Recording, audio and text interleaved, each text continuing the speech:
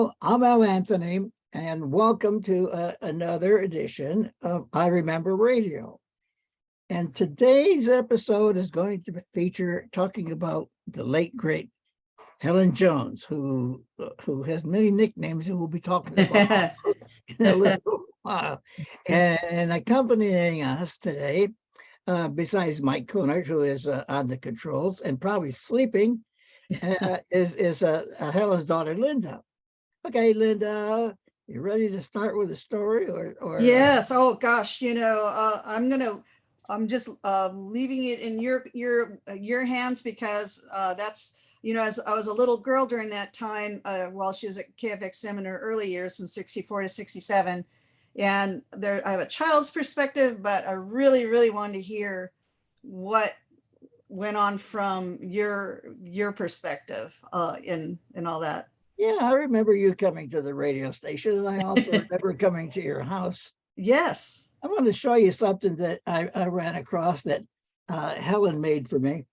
And this is when she had a reunion for me at the Mission Inn in Riverside when I went there to help Helen with KWRP and KTMK. Mm-hmm. And the list of people that were there, some are which not here now. So I'm going to give you the names, okay? Don Elliott, Gary Belsman, John Barton is no longer with us. Carol Brailer and Charlie. Charlie's no longer with us. Bob Sides is. Sweet Elaine Chandler, Bruce Chandler, Johnny Helm, no longer with us. Don Murray, no longer with us, bless his heart. And Alice Dixon, no longer with us, bless her heart. Craig Carpenter, who's still around, the great Johnny Kay was there, and Bob and Lila Bunnell, who are both also gone.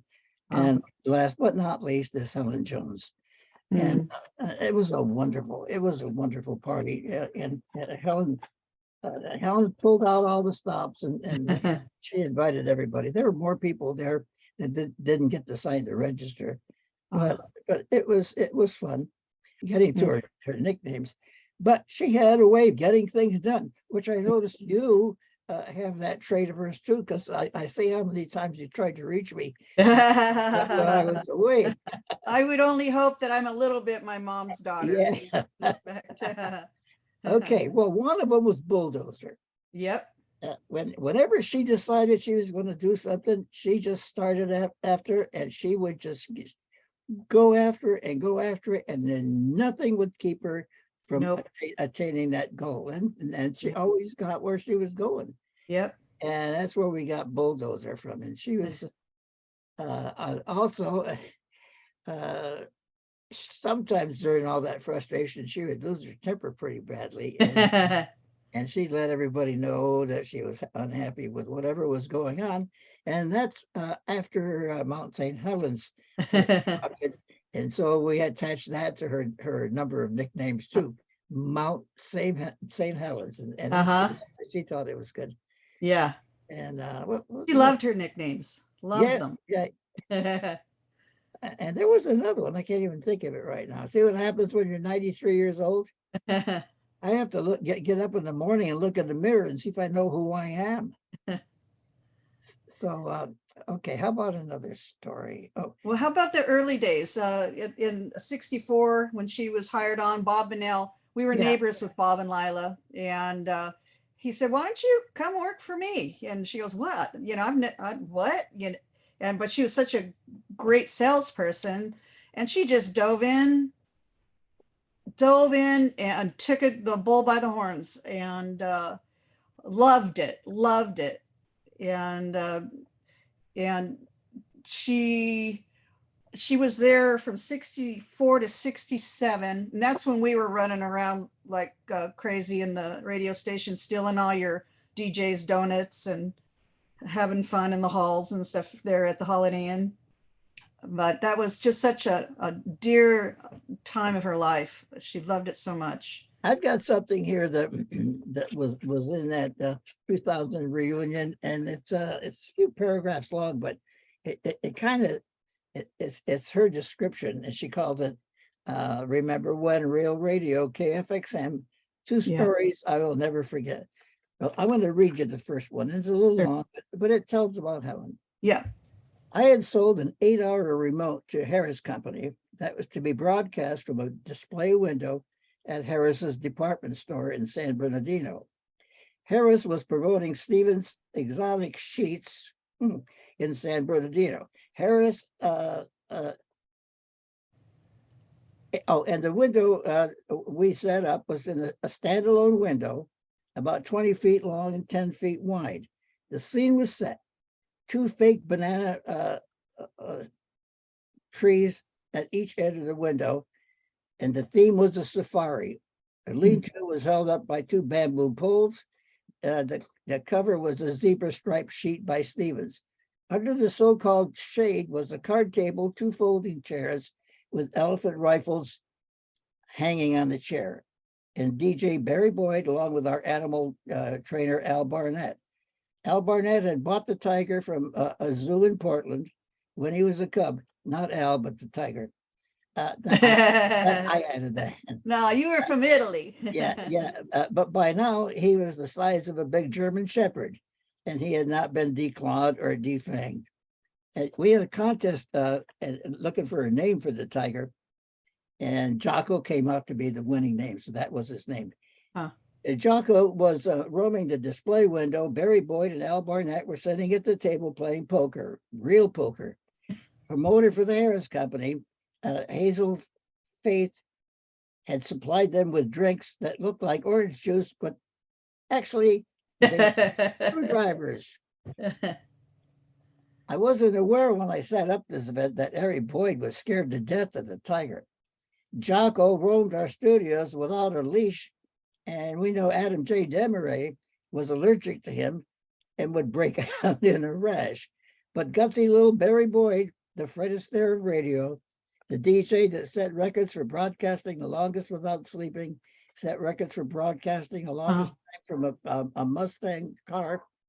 And he was game for anything, even getting in a display window with a real live Bengal tiger.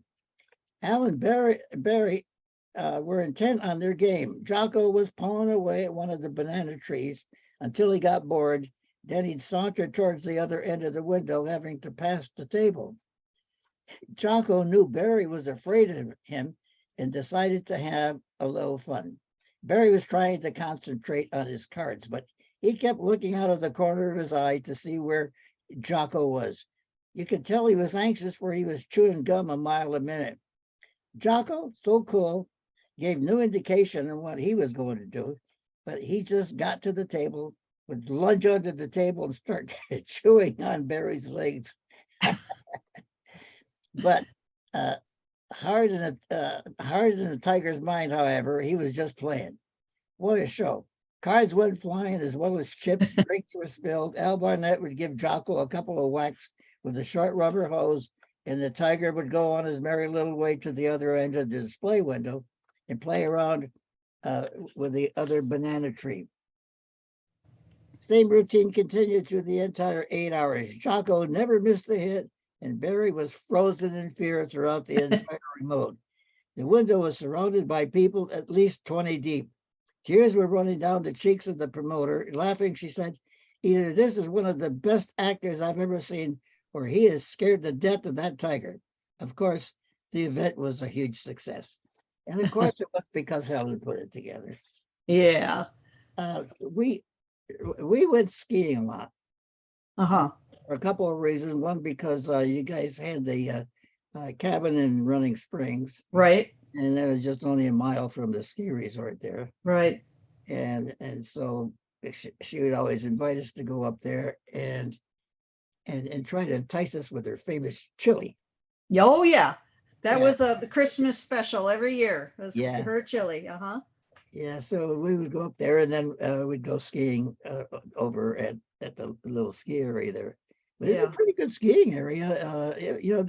Most people don't know in Southern California that there's 12,000 feet mountains, and that's where the snow falls in the winter, and it gets down, and you can see the snow line right at 3,000 feet. Like somebody drew a line across. Yeah, it was beautiful. middle of the mountains. Yeah, it was really beautiful. Yeah, what I remember, we had a one bath cabin, and your then wife Doris took about 2 or 3 hours to put on her makeup before we could go out and go skiing. And so we're like, oh, we're all there waiting for her to get done in the bathroom so we can at Yeah, least use the restroom and go. yeah, she was like that, man. Everybody asked me, well, where is she? And I said, she's buried under the doghouse. And I said that to her at Helen's funeral celebration of life. Right. She showed up Yeah. and she came to the table and she says, well, hi, Hal. I see you have a bunch of your fans around you. You're having a good time. Yeah. Yeah. I said, but you made a liar out of me. And she says, oh, how? Why? I said, because everybody is believing what I told them, because I told them you were buried under the doghouse. And she goes, and then she's away from the radio. Oh gosh. From the table. I never talked to her since. Oh gosh. And another time, I went with Helen. We were going to call on a client in I don't know, somewhere, maybe Elsinore, from KFXM, KDUO, and she wanted me to go along with her, help her with the sale. She wanted the owner of the store to meet me. So we drove off in her Camaro. You remember gold Camaro? Yeah, I don't remember. It was about a '67 Camaro, and it was Okay. it was hot. It was really Okay. hot. And she had it all striped all over, and the one they were striping cars that day. Naturally, she traded it out like she did everything else. Of course. So at lunch, we met with the client, and then we had a couple of glasses of wine with our lunch, and we were really enjoying our lunch. And we were heading back, and it was raining. So driving like she always did, and never a care in the world about having an accident or going off a cliff, which she did. And near Running Springs. Yeah. And thank God she survived, but Right. it was quite a dive. So when we were driving along, and she's driving, and we hit this curve, and the road was slippery, and we went zooming off into an orange grove. And we got quite a ways into the orange grove, and I said, oh, okay, well, hey, no problem, that's okay. She puts it in reverse and guns it like she does. The car's not moving. Start digging, because all the ground in the orange grove was sand. So the wheels were digging in, and oh God, what are we gonna do? So were you in your suit and tie at this time? Yes, three-piece with my tie. I always match my tie to my jewelry. If I had earth tones, I'd do gold. Otherwise, I do white gold and blue and black and so on. And my tie, my shirt, my shorts, and my socks would always match. Yeah, you were really always put together really well. So I said, what should I say? What are we going to do? She said, well, maybe I'll just try slowly, and maybe you can push. So I'm out there, and I'm trying to push, and she can't go slowly on the gas pedal. And the sand and mud was flying at me, and I couldn't. So I decided maybe I learned this in a trick when I lived in New York in the snow area. I just started gathering up some twigs, and I kept throwing the twigs under the rear wheels, and she'd do it again and spit the twigs out. And so I gathered some more, and I convinced her to do it some more slowly. And by this time I'm sweating, my clothes are all dirty, and she comes out, and she's going to try to help me put the twigs out and all that, and she got all dirty too. So we finally got out with the twigs, but it took quite a while. So I'm all soaking wet, she's soaking wet and dirty, and we finally got out, and we got back to the station, and everybody's looking at us saying, what have you guys been doing? I said, well, Helen was driving carelessly, and we wound up zooming off the road into an orange grove. Oh, and what else happened? How come you're Yeah, all, how come, right. and we had a hell of a time trying to tell everybody that we weren't up to anything. So do you remember when she first started there in 64? Yes, I was working out of Hollywood then, Okay. and I've got her whole. I'm not sure. Do you remember the dates of the places that she Yeah, worked? so it's 1964 to 67, she was at KFXM KDUO. Yeah, And then she went over to KOLA from 67 to 72. yeah, she willed that to happen too. Mm-hmm.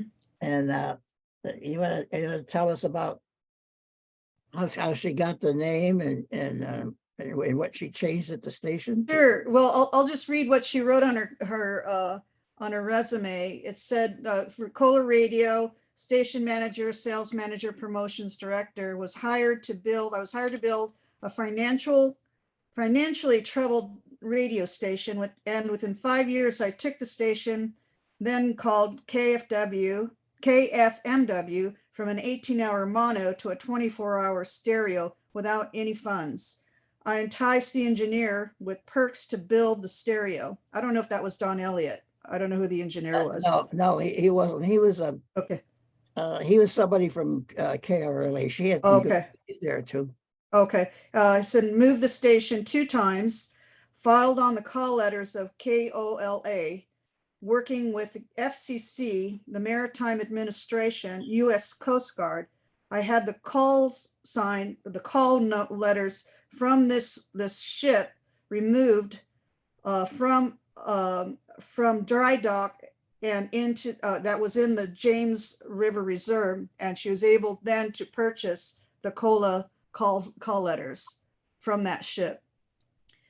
But she at the end of it, it was moved to the Mission Inn. I believe that's where she had the last move. She moved it to was the Mission Inn. Well, I think they moved. The lease was up at the Mission Inn, and they were doing it for trade.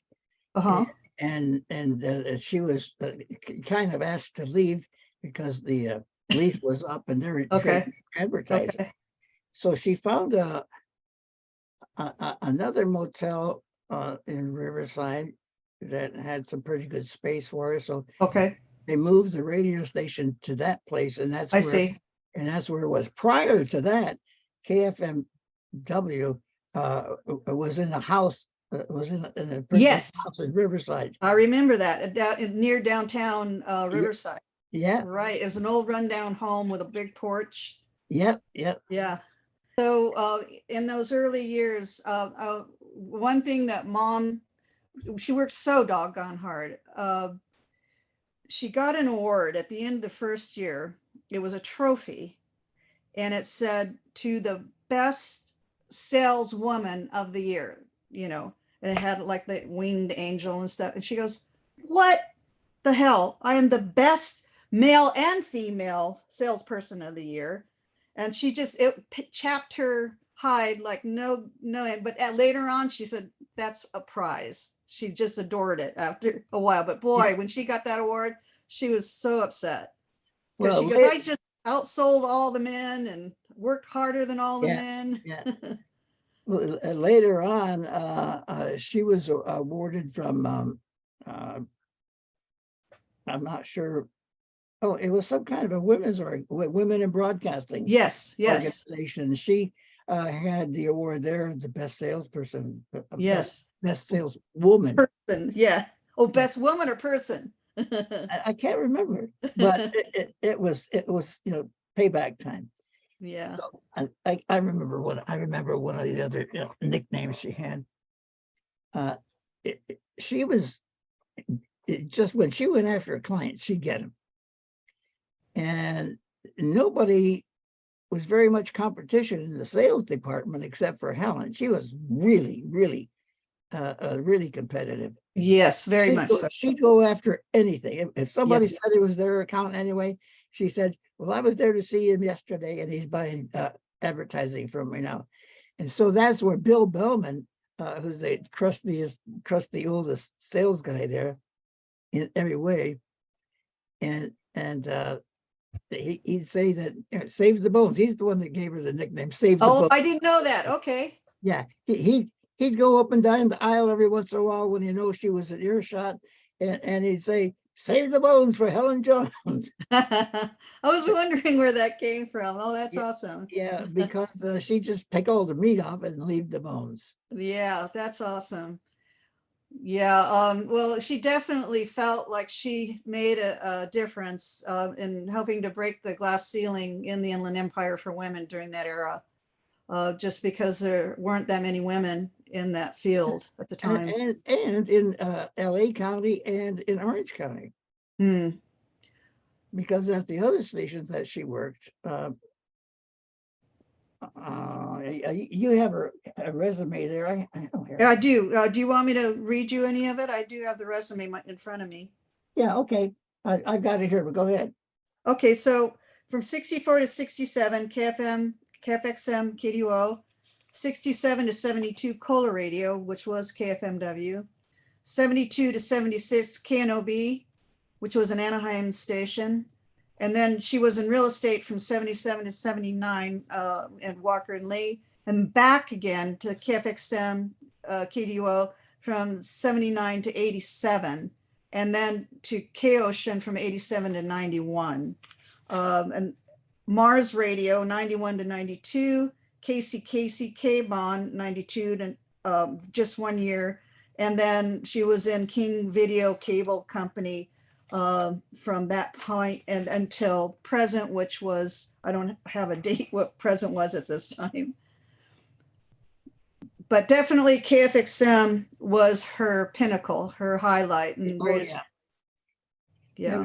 She did well everywhere she went, and when in 1976, when she was working in Orange County, I would go to see her, and she'd go through her account list of people that she thought I might be able, because Howard Tullis took me off the air and put me on the street selling. Okay. Because if you recall, in 1976, when we had the oil shortage and gasoline, Yeah. recession, inflation, interest rates were like 18%. Mm-hmm. And so I went to the streets to help try to sell as well too. So she'd go down, I'd go to visit her in Newport Beach, and she'd share her list with me and tell me about some likely prospects that I might be able to call on. So she even helped me That's afterwards. awesome. That's Yeah. awesome. Yeah. So in the early years of KFXM, do you remember what projects that you and she worked on, promos and remotes and so forth? Oh In the God, she was a remote queen. she loved him, I know. Yeah, and she was the only one who could do it well. Everybody else would just make a pass at it and say, "Okay, we'll get the microphone and the turntables out there and go out and play the records, and we'll, and we'll throw the ads in." But she would haunt the golf tournament that they had at in Riverside at Yes, March Air Force Base. right. The celebrity golf tournaments. Yeah, and since a lot of them stayed next door to us at the Holiday Inn, she'd stalk them and find them and talk them into coming in the station. Yeah. And then appearing on maybe some commercials or so on. And let's see, Don Drysdale and Yes, Ron Peronowski. oh yeah, Ron was the one I think she favored the most. And Oh yeah, she thought he was pretty dang cute. yeah, he was. And I teased her all the time about making out with him. She says, "Oh no, no, no, no, no." But I never stopped teasing her for that. Yeah, so she told me one story about going in. She had an appointment with a client, and so she sat down in the chair in front of him. He goes, Helen, I'm just booked. You can come back another time. And she goes, "No, wait." He goes, "No, seriously, Helen, you could sit here for a while." "No, I'll wait." So he just tried to ignore her, doing his paperwork, making phone calls, and she just sat there, writing on her tablet. And she was there for 2 or 3 hours. And he finally looked at her and threw his hands up. "Fine, you win. What do you want, Helen?" Yeah. So she just didn't take no for an answer at all, ever. I was supposed to get a car for her when she came back, Mm. and Howard Tellis sent me out to get a trade out a car for her. I had to go trade out all the cars for everyone at the station that had cars, And you including. would trade them for airtime, right? That was the trade. You would trade them airtime. Yeah, well, yeah. Mm-hmm. And so I was getting her a car, and I said, listen, let's go up to Bill Ellis. He's got a Toyota dealer now, and we'll get you a Toyota. She said, I do not want a Toyota. She said, I want to pick up my own car. I said, well, within reason, what do you want? So she picked out one that I'm sure you remember. It was a Chrysler. All I can remember is that the commercial was done by that Spanish guy with deep Corinthian leather. Not a LeBaron. It was a coupe. Yeah, I remember it. It had a paint job that what she loved, if you changed the angles of the sun reflection off it, it had different color reflections off Yeah, of and it. that's the one she rode off the cliff. Yeah, she loved that car. Yeah. I was just curious if there was any controversy, her being there, being a female in an all men's club, if there was pushback from people around her just not liking how well she was doing. Well, yes, there was. Everybody, all the guys, all the sales guys were all jealous of her because she got her billing up really, really good. She would do the remotes, and she'd write her own copy, and she'd get all these names she could to do the commercials. And so she, her way was really good. That's the way I used to sell advertising. The way I used to sell advertising when I was at Comcast. I talked her into going into cable advertising. Did you? Yeah, and because I was doing so well with it, and it was just easy for me to succeed. I put the Southern California cable, Comcast cable market on the map because I knew how. I wrote my own copy. Yeah. I produced my own commercials. Right. I edited my own commercials, and everybody else in the business at the time would just take the camera guy and say, "Well, I go out to this guy, to this guy's place, and do a commercial for him." Yeah. But that she always did that with her commercials. Very invested, and very, very invested, and controlled every element of it. She loved to have the creative license to be able to try different things and storylines. And she would make actually little mini stories with some of the De Palma commercials, talking about she would take somebody in history. She'd pull out the encyclopedias, find somebody in history, and then create them as a De Palma descendant, and then tell the whole story about how they all migrated into opening up this restaurant, kind of a thing. Now, I don't think we have record of those, but those were her earlier commercials. Yeah, they really resented her, and I think that when Bill Bauman used to go down hollering, "Save the bones for Helen Jones," it wasn't just a joke. I mean, I think deep down he really felt that. It was a dig at the time. It was a dig. Yeah, and he was the top sales guy, but that's because he had some guys in his pocket that. Well, first of all, the guy from San Francisco that used to throw all the rock shows. Yeah, sure. At the swing. At the Swing Auditorium. And so Bob Lewis, who's the manager there, that Mike knew very well,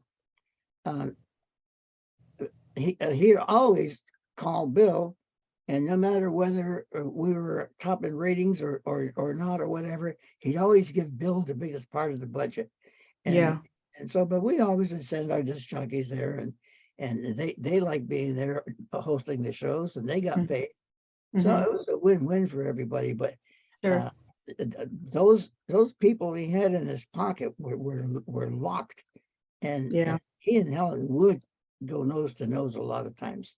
Yeah, I remember watching Mad Men, with John Hamm, and there was a character on there, Peggy, and I go, that's kind of similar to what my mom had to face back then. The Yeah, only female, a smart woman, yeah, a brilliant copywriter, in around all these men that had full bars in their offices. I mean, yeah, she would mention, yeah, the sales guys, they're in the Holiday Inn bar drinking their lunch for 2 or 3 hours, and she's busting her behind, trying to get new clients in. But one of her sayings was, well, you just got to smile and dial. That was when yeah, rotary phones were. Just yeah, smile and dial, smile and dial. That's all I do is smile and dial to get the business in. yeah. Well, you know what a lot of guys would do? They're we all had our own list of clients. Hmm. So every so often, Howard Tullis would call a meeting and he said, okay, uh, I, I want each one of you to give me 6 of your top clients, and we're going to pass them out to new guys and new people coming Oh, in. that's terrible. Yeah. Oh God. I mean, Yeah. and I hated it because Bob Bonnell and I by that time were having sales contests, and I was beating him all the time, and he Yeah. was furious because I was doing that. Uh-huh. And and then he'd pay us commissions based on our difference in sales. Okay. And Bonnell really didn't like that happening anyway. And so there was another, like every time there'd be a new business starting in town, somebody, let's say out in the construction site, there'd be a stake there, and they would say coming soon, something like that. And Bill Bellman used to accuse her and me too of going out to that stake and put our business card on it, saying that's our account. I don't doubt it. I don't Before doubt they it. decided. And Yeah. yeah, and so he came up with something else in the sales meeting.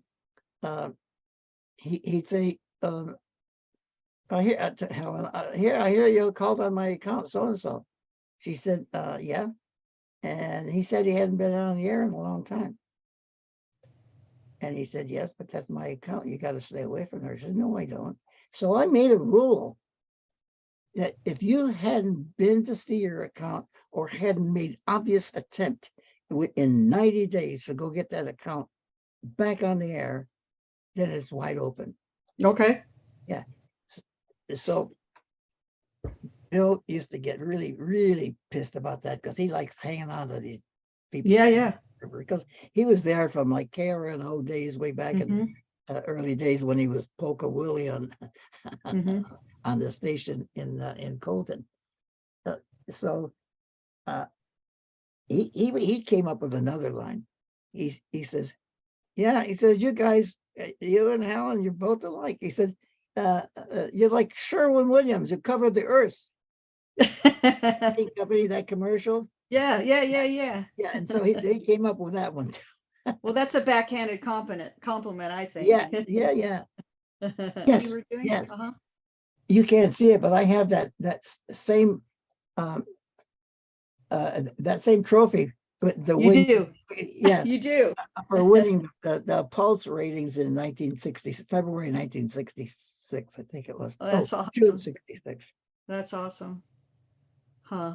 Yeah, my mom actually has that in her niche, and a couple other KFXM paraphernalia, along with her ashes, of course. But she designed what she wanted in her niche. She placed it out with she's such a control person. She planned her memorial. She said, I want the Les Brown band, the Yep. renowned there. I want a top shelf bar. I want the bells and whistles. It was like throwing a wedding. It was. It Yeah. was. I mean, Don Elliott got up and sang all of his Frank Sinatra songs with the band. Uh-huh. Uh-huh. And there were a lot of people invited there. Oh, it was amazing. I don't know who it was. It was a young man who I don't know if he was invited or he was just involved with radio or something, but he was there, and I heard, he said he just couldn't believe who he saw in person.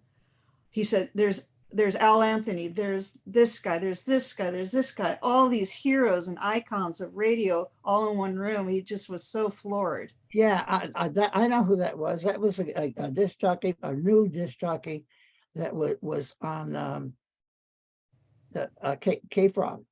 Okay. Yeah, and I remember him very well. Yeah. Just all the, like I said, the icons of early radio in the Inland Empire, and you said also which affected LA County and so forth. That what you guys did there at KFXM made a big difference in what the standard and what could be, and it was pretty amazing. Well, look at all the people that left our stations and went to bigger jobs in LA. A lot of them became millionaires. Yeah. Johnny Kay was one of the most successful ones. Chris Roberts was. I asked him on one of the Zooms, and Chris, you got $1 million yet? He said, yeah, and a few times over. Oh gosh. Huh. It And all did very well. Yeah. yeah, yeah. And Helen helped us all with it. But that memorial was good. She even had, I don't know if anybody knew it but me, but she even had a flyover of 3 World War II airplanes just about the time it was getting started, flyover the mission in when and I don't know if anybody else knew that but me.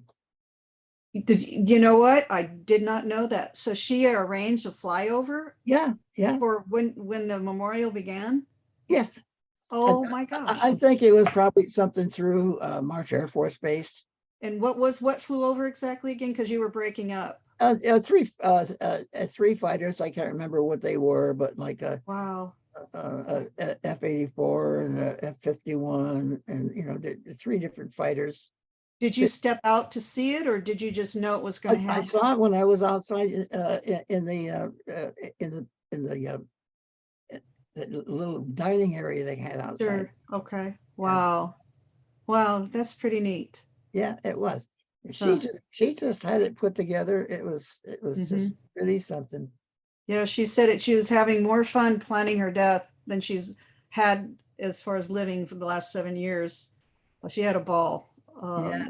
in organizing it and knowing that all you guys are going to be there and everything. You remember when? Well, I think you were there when she was in the hospital and you guys were there, and I said, ask her to tell you about our spending that time in the Orange Grove.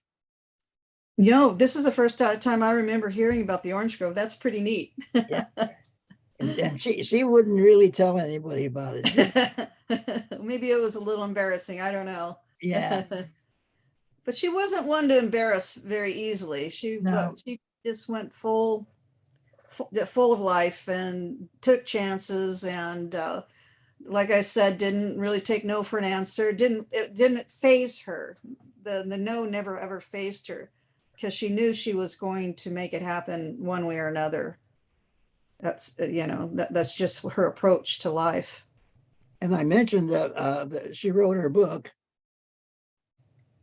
and I mentioned that to you. Yeah.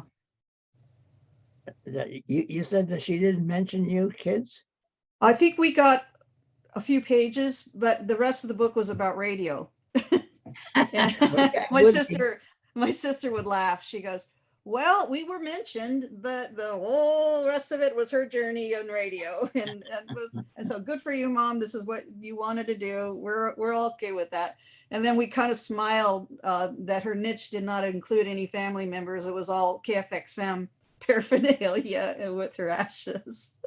But that's Mom, that's all right. She championed for my ex-wife because who, Doris? Yes. Doris just kind of felt trodden upon, but without real reason. But Helen helped her out, and she helped her with an attorney, and she helped her a lot. They became pretty good friends. Yeah, they did. She would come visit Mom. Her Mom's theme song was I Did It My Way, Frank Sinatra.